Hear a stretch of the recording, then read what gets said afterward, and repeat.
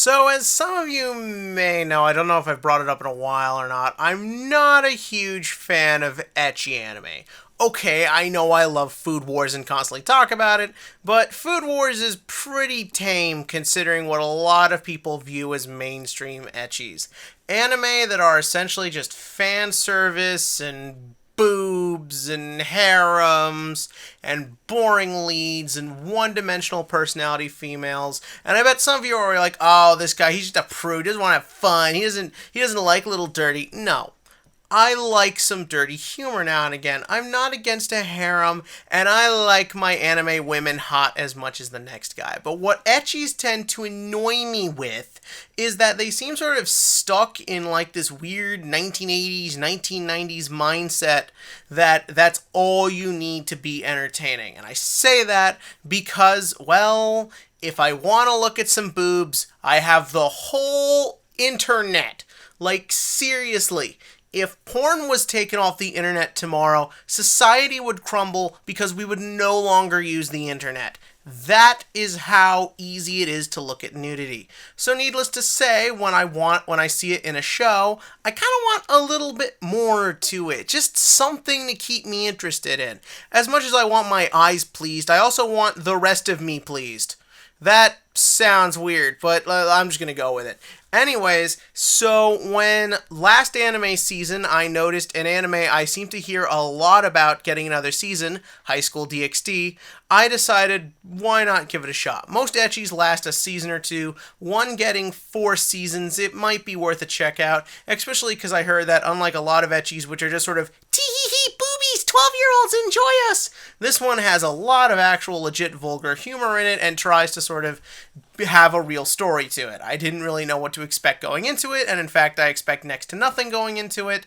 So when I actually came out of this series after having watched its first 3 seasons, keep note of that, 3 seasons, I actually had a really great time. In fact, by the season 3 finale, I'd say I even kind of loved this. Highschool DXD is actually really fucking awesome, and it's probably the best of like a traditional style ecchi of just big tits everywhere. And it's legitimately fantastic, and I can't believe I'm saying this. So let's just go ahead and get into what's great about it. First up, let's just start off with the plot, because the plot is a little deceiving at first. So the plot of this is you have your typical average Joe Issei, who is a 16-year-old pervert, who him and his 2 friends, who steal the show way too many times to count, just spend their whole day looking up skirts, being assholes, doing typical teenage crap, and all that changes one day when a girl asks Issei out, and they start sort of dating a bit, and then basically she kills him. That's right, they kill him within the first 15 minutes. Well, that's kind of a nice change of pace. Of course, naturally, he's not dead for the rest of the show. He is then saved by his actual crush and the show's main female lady, who you've probably seen most in just the general animeosphere, Rias Gremory, who, as it turns out, is a devil who decides to reincarnate Issei as her pawn and makes her part of her family. Yeah, this is a pretty obvious sort of harem premise. You have sort of a fantasy element to make it a little more interesting. You have the guy who just winds up in this harem-based situation. It's all pretty standard and pretty obvious. And of course, naturally, as the story progresses and we get into some of the more action-y elements, Issei turns out to have a magic power that makes him the most important person in the world. So even by shonen standards, this is all pretty typical. But what makes Highschool DxD work is that the people who did this show fully acknowledge everything they are doing has been done before. They fully acknowledge that the cliches, the tropes, the character archetypes are all tried and true, have been done a million times. So they just decide to throw all pretense out the window and just focus on making it all likable. They're not trying to reinvent the wheel here. They're not trying to treat these things like you, the viewer, have never seen them. The show actually really respects your intelligence, which how it actually shows you everything. First up, and I think this is the show's strongest element, is the cast. A big portion of this show is just Issei getting to know the other members of the Gremory family, or whatever you want to call it. They have like 5 different terms for all this. Basically, you just have this very likable cast of characters. You have the snarky Akeno, the pessimistic Koneko, the good-hearted Kiba, and of course my personal favorite, Asya, who's best girl. And you pretty much follow them as they sort of meet other crazy characters like the extreme Zenobia, the weird trap vampire Gaspar or Gasper, and pretty much you just kind of follow that trend of just meeting kooky characters who all have their own kooky ideas and kooky designs, and that's really where the fun of it is, because despite all the titties, and there are some luscious, beautiful titties in this, it really actually is this story about kind of this weird, broken family that kind of comes together and are just brought together through all the sort of trials of their own pasts and problems. And you kind of have Issei, this guy at the center, who is just sort of this normal guy that acts as a weird rock for everything. And the show really puts a lot of emphasis on the characters. The best moments of this show are just them fooling around. There's a lot of episodes that's just a crazy little thing happens, and then they all start either arguing or decide to do something silly together or insane, and Issei gets caught in the middle, and it's just a lot of fun. It's just a nice anime to just watch characters go by.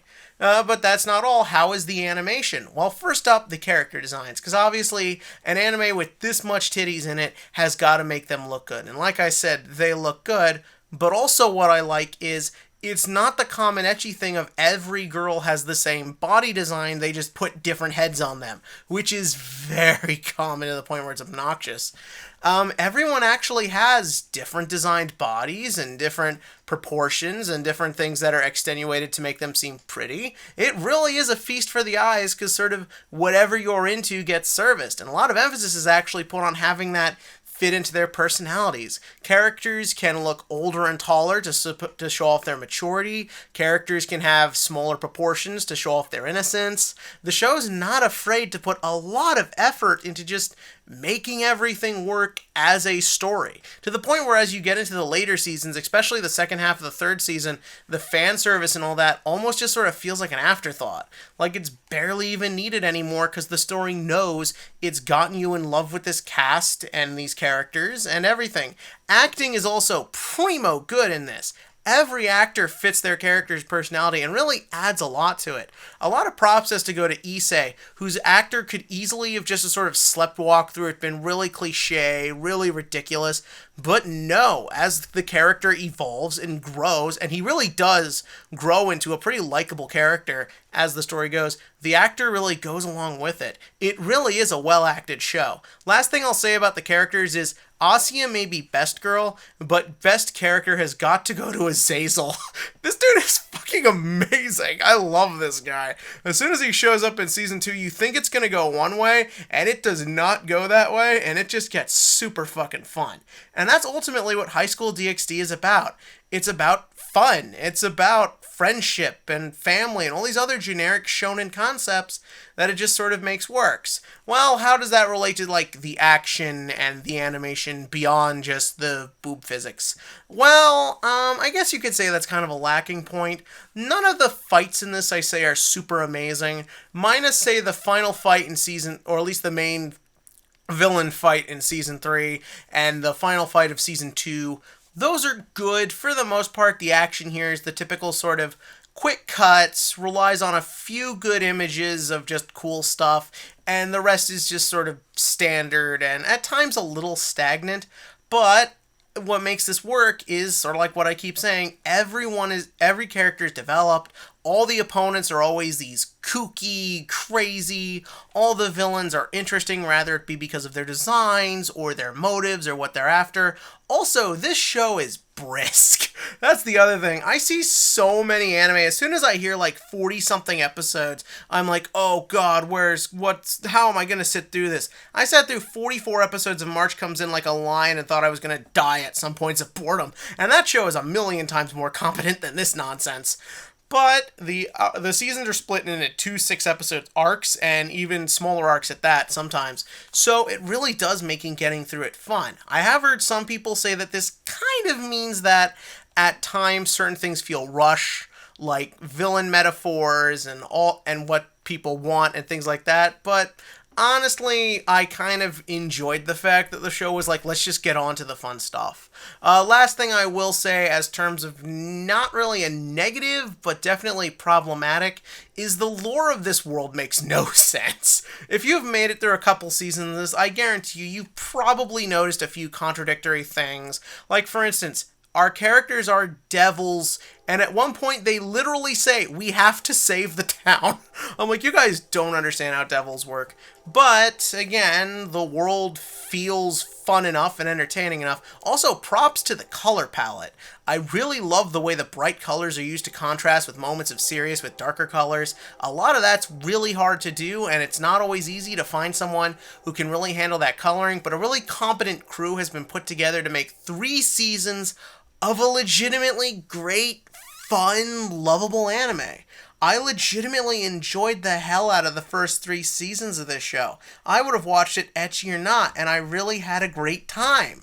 And what did you think of High School DXD seasons 1 through 3? Because I really am curious, because some people I know at the end of the day were just like, I'm here for the titties, and that is totally fine, because that is a big part of it. But tell me what you think below. And as always, click to like, click to subscribe, and if you're wondering why I didn't bring up Season 4, oh, we'll get there. We will fucking get there.